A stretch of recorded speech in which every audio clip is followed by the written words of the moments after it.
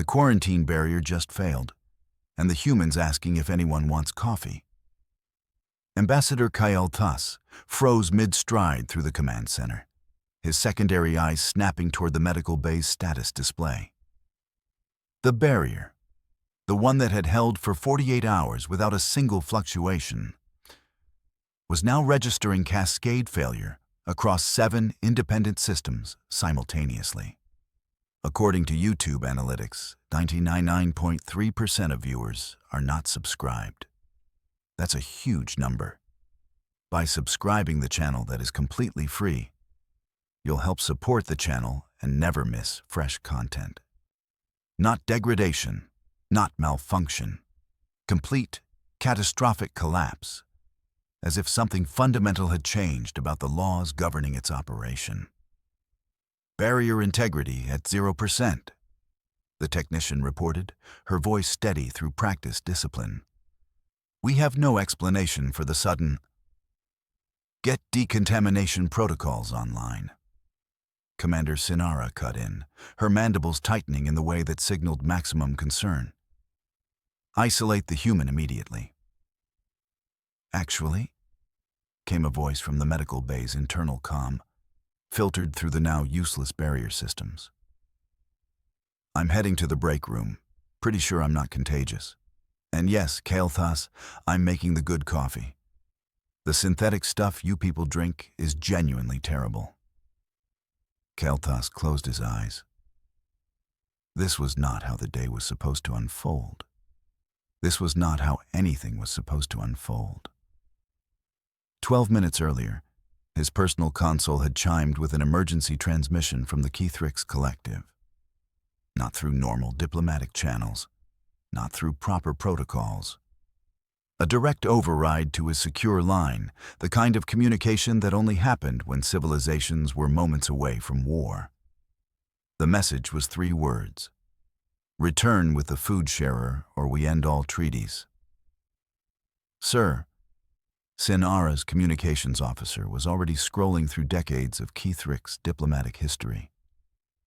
We don't have any record of a food sharer in their cultural framework.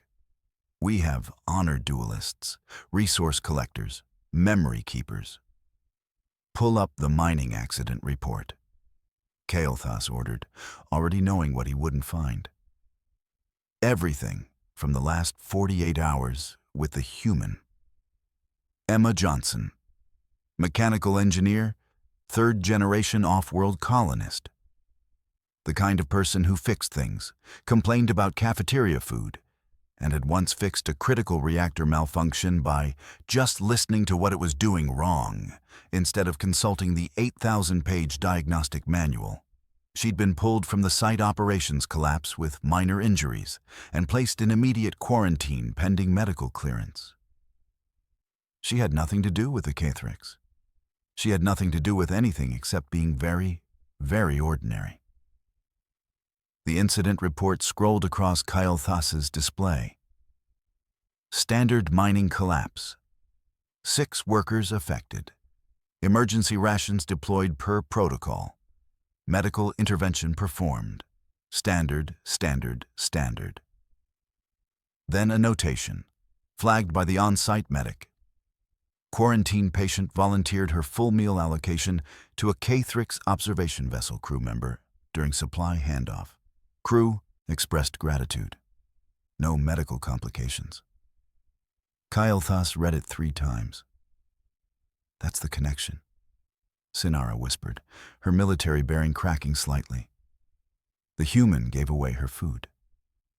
To a crew member from which vessel? Kael'thas's voice came out hollow. The communications officer checked, cross-referenced, checked again. The Keithrix Collective ceremonial research vessel, specifically to the smallest junior observer on their scientific team. Age classification indicates a cub, Sinara finished. A young cub. The break room door hissed open, and Emma Johnson stepped out with 2 cups of coffee, looking every bit as ordinary as her file suggested. Brown hair, human standard features, wearing the gray maintenance suit she'd arrived in. She handed one cup to a junior technician and took a sip from the other, without any apparent awareness that she was standing in the center of an interspecies crisis. "Barriers definitely fried," she said conversationally, glancing at the status displays. "Looks like a polarity cascade from the external generators. You guys probably want to check your isolation protocols because—" "Ms. Johnson," Kael'thas said carefully, moving toward her with the kind of measured calm typically reserved for diffusing weapons of mass destruction, "I need you to come with me to the diplomatic briefing room. Immediately." Emma looked at him over her coffee cup. "Did I break something? Because I didn't even touch anything. I just made coffee and you're not in trouble." Sinara appeared behind Kael'thas, her presence radiating the kind of military authority that usually made humans straighten their spines. "We need your help with something. It's time-sensitive." "Is this about the Keithricks?" Emma asked, already moving. "Because I gave that kid my sandwich because they looked hungry, and I wasn't that hungry, and I've seen the nutritional profiles and ours are way better."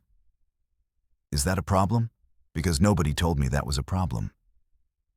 Kael'thas exchanged a look with Sinara, a look of two professional specialists watching their entire understanding of how the universe operated begin to fray at the edges. "Ms. Johnson," he said slowly, "you may have just started an intergalactic incident, or possibly prevented one. Frankly, we have no idea which." Emma took another sip of coffee. "Well," she said, "that's a Tuesday if I've ever heard one." The briefing room fell silent the moment Emma sat down with her coffee. Kael'thas had pulled up the security footage from the mining site. 48 hours ago, during the collapse. Emma, covered in dust, standing beside a Kethricks observation team that had arrived to document the incident. Protocol demanded they maintain distance. Protocol was very clear about that. But Emma had been holding out her meal ration. "You gave them your food," Sinara said, not as a question. "I gave the kid my food," Emma corrected, pointing at the screen where a distinctly smaller Kethricks figure stood beside two larger observers.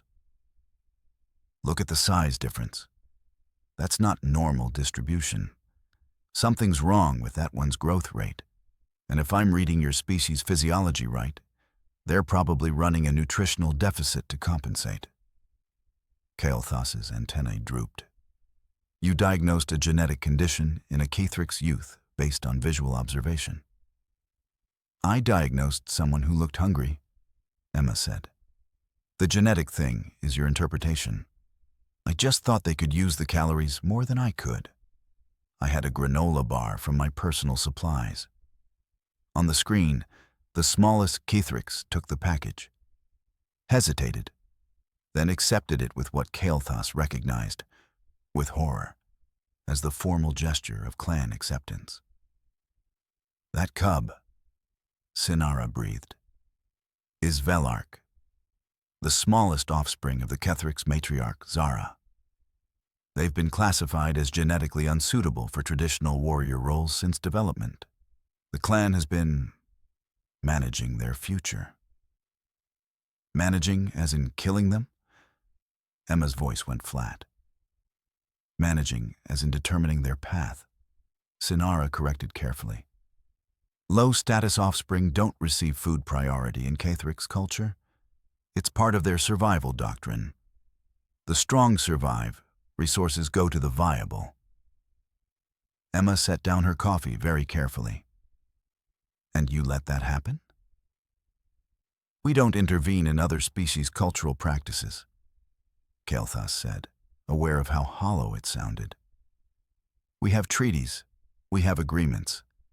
We maintain neutrality regarding internal—" "You maintain neutrality regarding genocide of your own kids based on genetics, you mean?"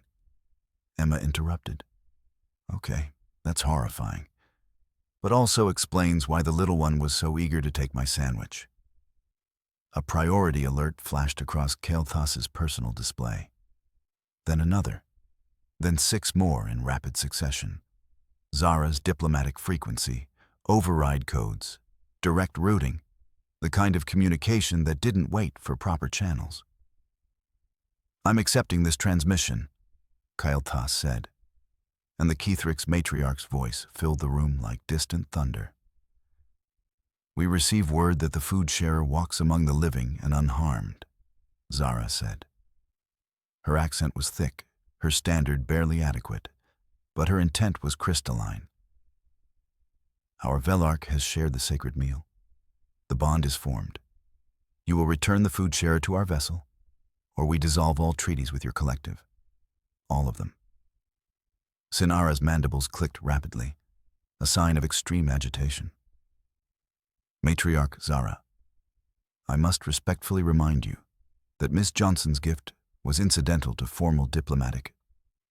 "Incidental?" Zara's voice rose. "A warrior adult sacrifices their own sustenance for the weakest of our line. This is not incidental. This is the highest honor. This is the gesture that binds clans for generations." Kael'thas felt something crack in his chest. The fundamental understanding he'd built his entire career upon. That gesture required intent. That honor required knowledge. That cultural significance required deliberate action. Emma was staring at the speaker. "She thinks I did that on purpose? She thinks you marked yourself as bound to her clan through the most ancient Kethrix tradition," Kael'thas said quietly. "Shared sustenance, sacrifice for the weak. That's the foundation of their entire social structure. And you did it accidentally while eating a sandwich.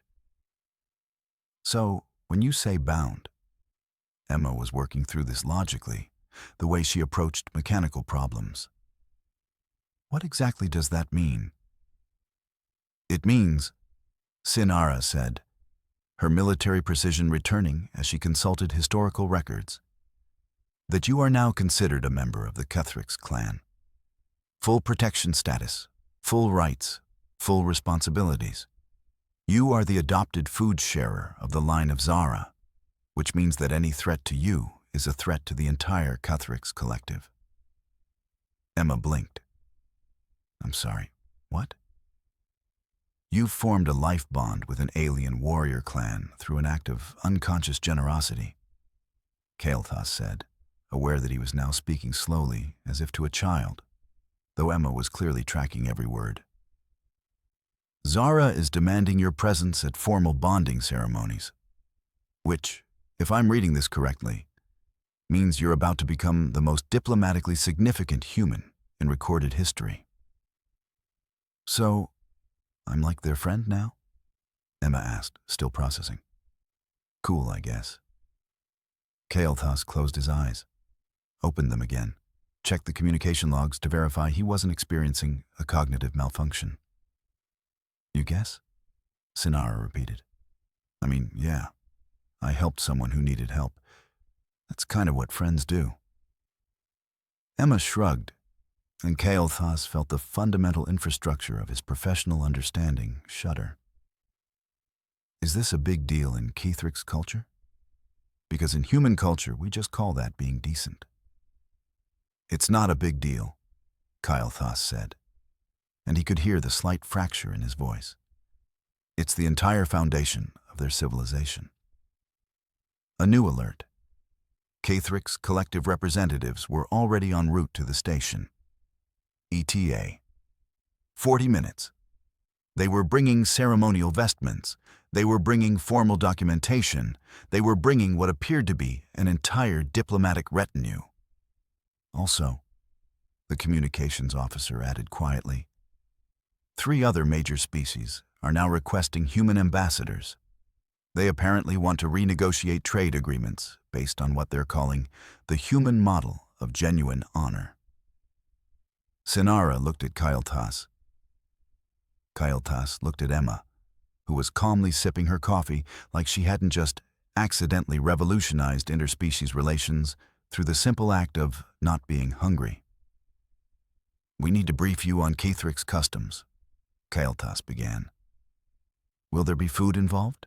Emma asked. Because I'm actually pretty hungry now. Kael'thas said nothing. There were no protocols for this, no manual, no precedent. He was now certain that was the problem with their entire civilization. Dr. Vex Thul arrived in the briefing room, looking like he'd been pulled directly from his research, which he had. The xenological expert's robes were still stained with something that might have been coffee or might have been an experiment. He took one look at Emma and immediately began running calculations on his personal device, muttering in what Kael'thas recognized as his stressed dialect. This is impossible, Vex Thul said finally. The Cuthricks have operated on a hierarchical resource exchange model for 4,000 years. Their entire economic structure is built on calculated reciprocity. Every gift requires a return obligation. Every gesture demands acknowledgement of debt. And this human simply gave away food without expectation of compensation? I was full, Emma said. She'd been brought in for what they euphemistically called a cultural debriefing, which apparently meant sitting in a room while various alien experts tried to understand how she'd managed to break civilization. Seriously, I had breakfast. The kid looked like they needed it more. That's the whole story. Vex Thul's secondary eyes twitched. That's not a transaction model. That's not even a negotiation framework. That's kindness, Emma offered helpfully. We call it kindness. The cultural specialist, Lirana, who'd been reviewing Kithrick's protocols for the past 30 minutes, looked up from her data with an expression of profound concern. Your species has an entire concept dedicated to resource sharing without debt obligation? Yeah, it's kind of basic, Emma said. You help people. They help other people. Everyone helps everyone. It's how we survive. But who tracks the debts? Lirana pressed. Who monitors the return obligations? Nobody. That's the point. Emma was getting that tone, the one she used when explaining mechanical problems to people who really should have understood them already. You just help. No tracking. No obligation. You help because someone needs help. An uncomfortable silence filled the briefing room. Then Zara's representatives arrived. They brought with them a formal Cuthricks delegation, 3 honor guards, a ceremonial recorder, and an elderly Cuthricks, whose posture indicated status so profound that even Kael'thas, who'd studied Cuthricks culture for 15 years, felt compelled to defer. I am Thelvor, the elderly Cuthricks announced, keeper of the bonding records for the line of Zara. We have come to honor the food sharer and establish formal recognition of the sacred gesture. Kael'thas watched as the delegation presented Emma with a series of increasingly elaborate gifts. First, ceremonial wrappings, clearly ancient, clearly valuable. Emma looked at them and said, "Oh, thanks. That's really nice." Thelvor's mandibles quivered. You accept these with no counter-obligation? No negotiated return? Why would I? Emma said. You're giving me stuff because you're grateful. That's cool. I'm grateful that you're grateful. We're good. But surely you recognize the implicit debt structure, Thelvor insisted. These items represent, I think they represent that you're being nice. Emma interrupted gently. And I appreciate that. But I didn't help your kid for stuff. I helped because they needed help. Lirana was taking notes frantically. Vex Thul had stopped muttering and simply stared. Her lack of expectation for return favors, Lirana whispered, is increasing her status with them. And Kael'thas realized she was right. Every time Emma refused to engage with Kethrick's protocols, every casual acceptance of their gifts, every dismissal of their attempts to establish formal debt, the Kethricks treated her with increasing reverence. Thelvor presented Emma with what appeared to be a formal status token. The line of Zara wishes to designate you as first sharer, the one who gave without taking, who blessed our weakest with strength.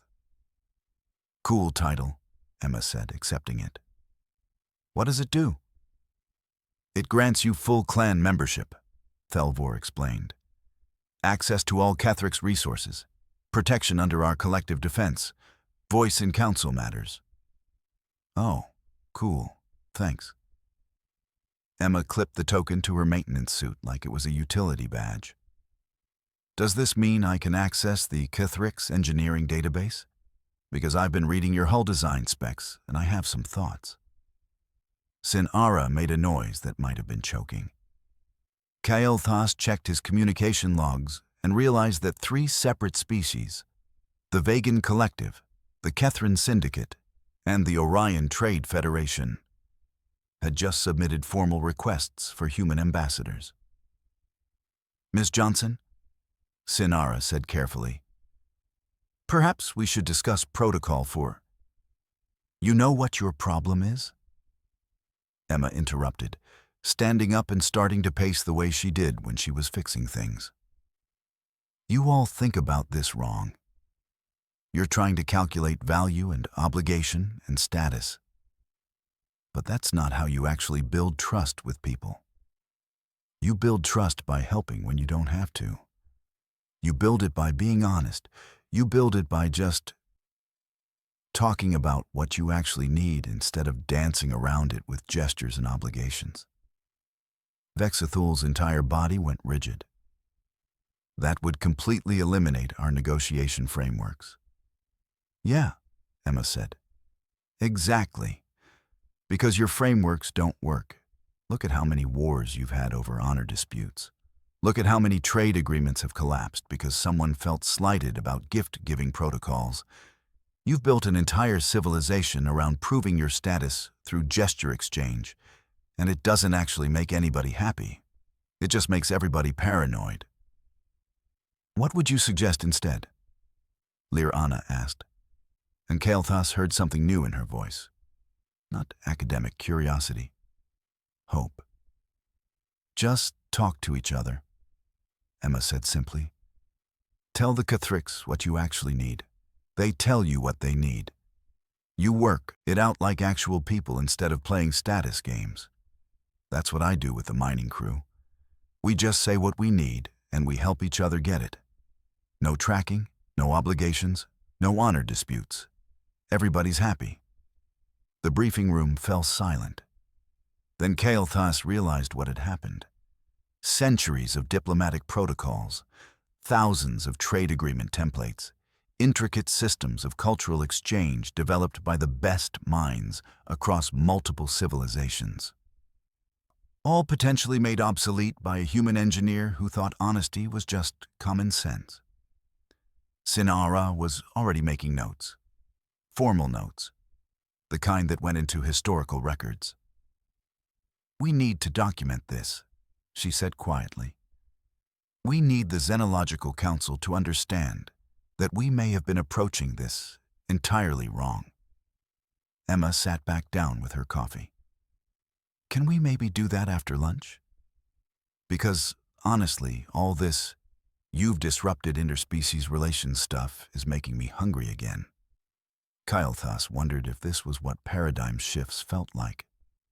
Not dramatic, not explosive, but quiet and inevitable.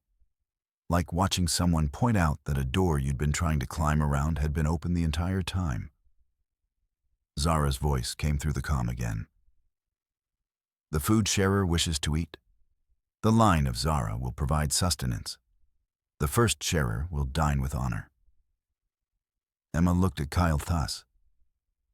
Is that a yes to lunch? He nodded slowly, still trying to process. That's a yes to lunch. Okay then, Emma said, and stood to leave. You guys figure out the cosmic implications.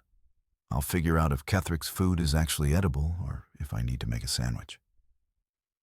She left, and the briefing room erupted into frantic cross-species communication. The trade routes were already opening.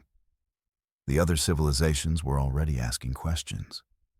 And somewhere, the smallest Cathrix cub, the one nobody had expected to survive, let alone matter, was now the most cherished member of an entire clan.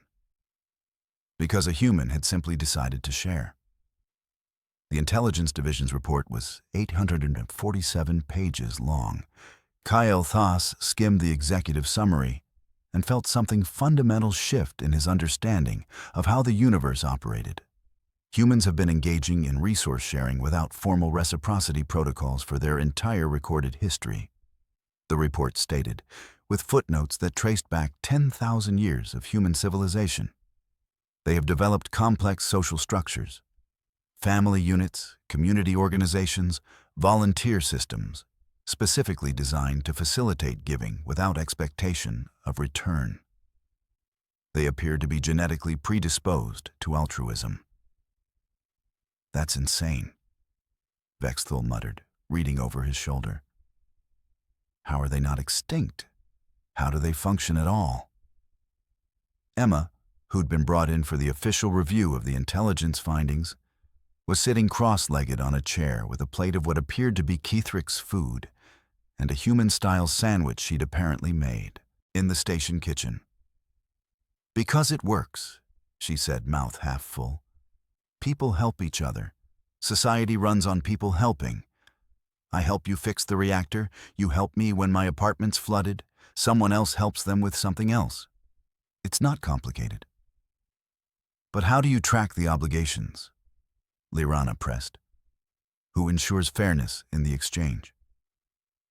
We don't track it, Emma said simply. We just do it. Sometimes people take advantage, sure. Sometimes you help someone and they don't help back. But more often, people just help because helping feels good. It's not a transaction, it's a relationship. Kyle Thas stood and walked to the observation window, looking out at the Keithric's vessel now docked at the station. Velark was visible through the viewport, the smallest cub, now surrounded by clan members who'd never given it a second look before. The gesture had transformed not just the cub's status, but the entire Keithric's understanding of what loyalty meant. How is your species not extinct? He asked quietly. We nearly were several times, Emma said, like she was discussing the weather. We're actually pretty good at almost destroying ourselves. But we keep rebuilding because people keep helping each other. It's literally the only reason we're still around. Sinara entered the briefing room with what Kael'thas recognized as her formal military bearing, the one she adopted when delivering recommendations that would reshape policy. Behind her came representatives from the High Council, their presence indicating that this briefing had already been escalated beyond normal channels. The military structure recommends immediate restructuring of all human relations protocols, Sinara announced. We are proposing that humans be designated as a special diplomatic category, authentic alliance partners.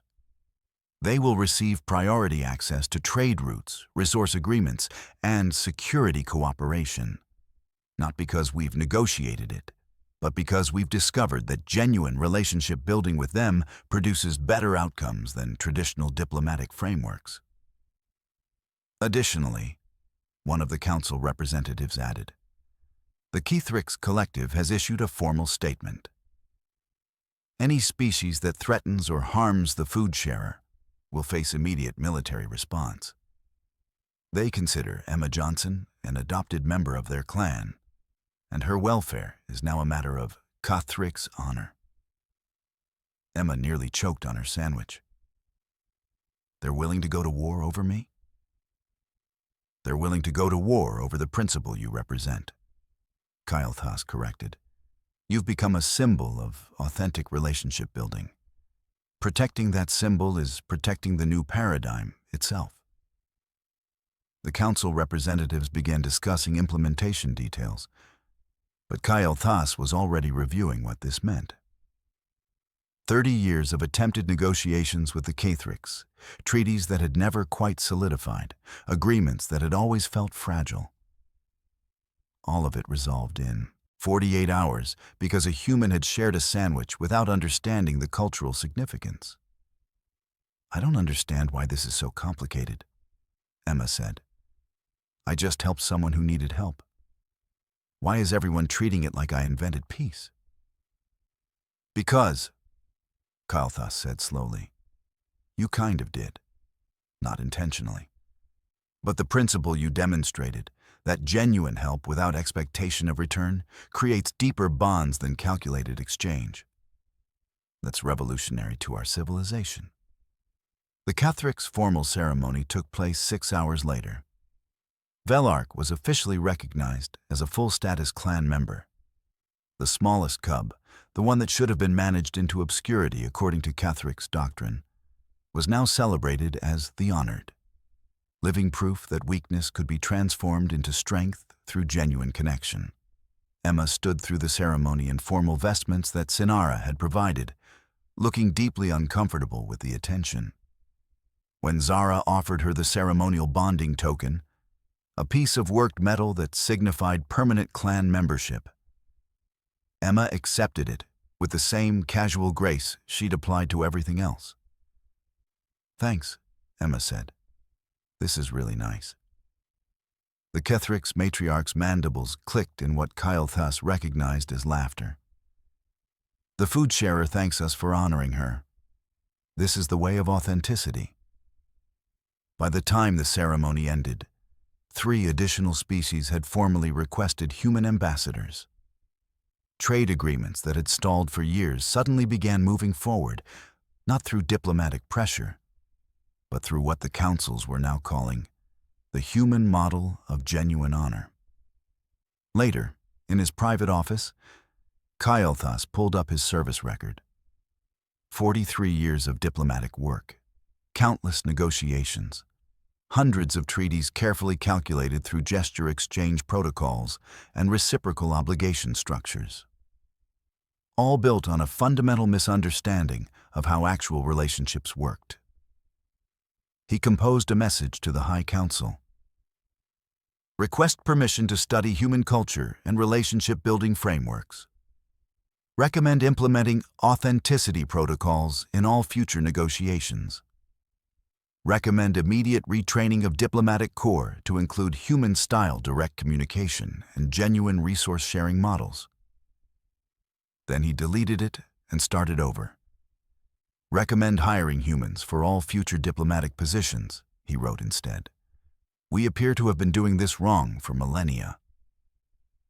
The memo from the High Council arrived at 600 hours, and it was only 3 words long. Make it official. Emma Johnson was now the clan herald to the Cathric's, a position that apparently came with full diplomatic immunity, access to classified trade information, and a salary that made her whistle out loud when she read it. What exactly am I supposed to do? She'd asked Kael'thas during the brief ceremony that officially installed her in the role. Teach them how to be human, Kael'thas said. Teach them that genuine connection matters more than calculated obligation, and try not to accidentally solve any more intergalactic conflicts. Emma had laughed. So basically my regular job, just with more meetings. That was exactly what it was turning out to be. 3 weeks later, she was back in the engineering bay, covered in grease up to her elbows, coaxing the temperamental cooling system back to life. It had been failing for 6 weeks. Nobody had prioritized it because the engineers had been too busy with formal protocols and diplomatic scheduling to actually fix things. "Where have you been?" asked Marcus, the junior engineer who'd taken over her shift rotation. "We've been a disaster without you." "Apparently I solved an intergalactic conflict by not finishing my sandwich," Emma said, tightening a coupling with practiced efficiency. Which sounds ridiculous when you say it out loud. But somehow it's real. Marcus stared at her. "What?" Emma laughed, set down her wrench, and grabbed her coffee. "Don't worry about it. Let's just say the Cathric's and I are friends now, and they're willing to go to war if anyone messes with me." so that's weird. But anyway, this cooling system is going to work now, and we can probably knock out the hydroponics maintenance after lunch.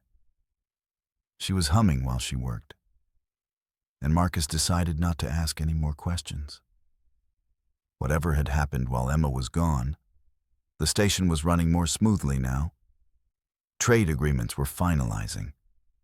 3 species that had been on the verge of conflict were suddenly cooperating. And somehow, it all seemed to trace back to a human engineer and a sandwich. In the highest councils across 7 civilizations, theories were being developed. The human brain appears to lack the neurological architecture for calculated reciprocity, Dr. Vexthul explained to the assembled xenological committee. They don't instinctively track exchange obligations.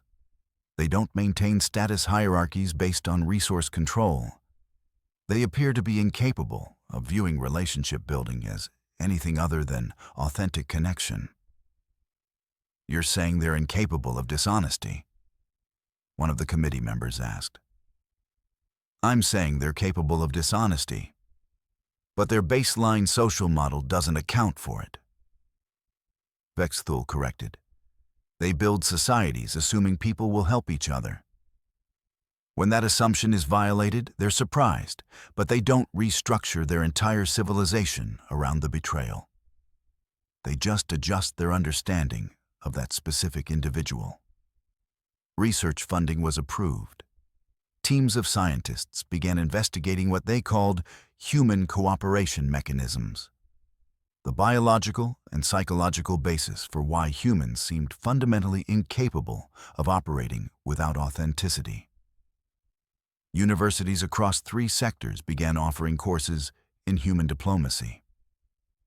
Military strategists started studying human conflict resolution models, and none of it made sense to the aliens who studied it, because it was built on principles that their civilizations had spent millennia learning to suppress. The Kithrix ambassadors began arriving at human colonies within the week. They came to learn about resource-sharing culture. They came to study how humans maintained social cohesion without formal obligation structures. They came to understand a civilization that treated weakness as something to be protected rather than eliminated. By the end of the month, 3 other galactic conflicts had resolved through similar human-style direct communication. The Vegan Collective and the Kethran Syndicate, who'd been on the verge of war for 15 years, simply sat down and talked about what they actually needed instead of engaging in elaborate gesture exchange negotiations. They discovered they weren't actually enemies. They were just afraid of each other. The Orion Trade Federation sent Emma a gift, a coffee mug that read, "Thanks for saving the galaxy, we think." She kept it on her desk and actually used it every single day. New peace treaties began, including formal provisions for what the councils called genuine gesture reciprocity, which basically meant everyone had to be honest about what they wanted and willing to help each other without expecting anything in return. It was terrifying for most aliens. It was revolutionary. For humans, it was just Tuesday. The diplomatic reception was being held in the central hub, a formal affair with representatives from 12 species, all discussing the new protocols that had transformed intergalactic relations in less than a month. Emma was attending because she apparently had to be present at these things now. She was dressed in formal vestments that felt wrong on her frame, holding a drink she didn't want, listening to diplomats explain what she'd accidentally created. Velark found her during the reception. The smallest cub, the honored, approached with the kind of deliberate formality that signaled something important. Emma recognized the body language. This was meaningful. Velark held out a piece of food. It was the Kethrix equivalent of a fruit, something precious, something that represented nourishment and care. The gesture mirrored exactly what Emma had done 48 hours ago, except this time it was intentional. This time, It was chosen. Emma accepted it without fanfare, ate it, smiled. "Hey, nice one," she said. Velark's mandibles clicked in satisfaction. The cub turned and walked back into the crowd. And Emma realized that somewhere, the balance had shifted. This wasn't about obligation anymore. This wasn't about debt or status or honor-debt structures. This was about two beings, from completely different species, who'd learned that genuine connection was its own reward. Kyle Thas watched from across the reception, and something in his chest settled. He'd spent 43 years trying to understand alien cultures through calculated frameworks and obligation structures. He'd missed the entire point. Humans didn't perform generosity as a transaction. They didn't do it for status or obligation or any formal reason. They simply were generous. And once you understood that, once you accepted that authentic connection was possible without calculation, everything changed. Emma set down her empty cup and excused herself from the reception early. She had an engineering report due in the morning, and she wanted to grab something from the cafeteria before the kitchen closed. Behind her, representatives from 12 civilizations watched her leave, and every single one of them realized the same thing. They'd been doing this wrong the entire time. The new paradigm didn't require new protocols or complex frameworks. It just required humans to be human, honest, generous, and fundamentally incapable of understanding why connection should be complicated. And somehow, that simple truth was exactly what the galaxy had needed all along.